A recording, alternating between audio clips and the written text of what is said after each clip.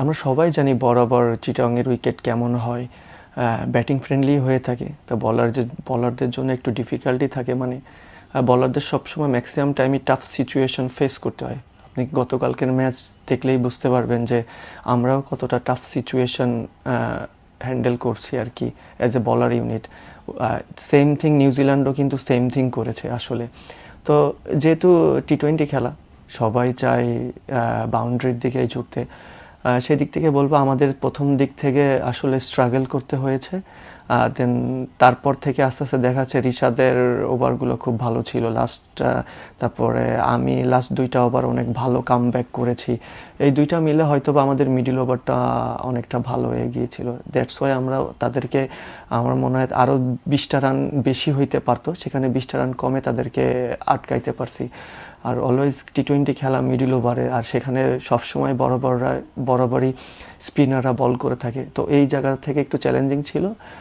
সেখান থেকে আমার কাছে মনে হয় রিশাদ খুব ভালো বল করেছে।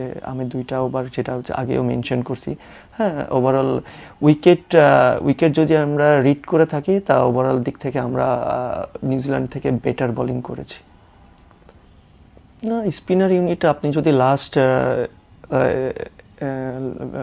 1 ইয়ার বা 1.5 ইয়ার দেখেন, স্পিনাররা যথেষ্ট ডমিনেটিং পারফরমেন্স করে আসছে। ইভেন আপনার ওভারসিজ কান্ট্রিতেগুলো কিন্তু স্পিনাররা ডমিনেট করেছে। সে রিশাদ, আমি, নাসুম, এনিওয়ান যেই খেলছে আর কি। তো আমার কাছে মনে হয় স্পিনারদের রোল একটা বড় ভূমিকায় পালন করে সবসময়। অ্যাজ ইউজুয়াল ডিফিকাল্ট ফেসও করতে হয়।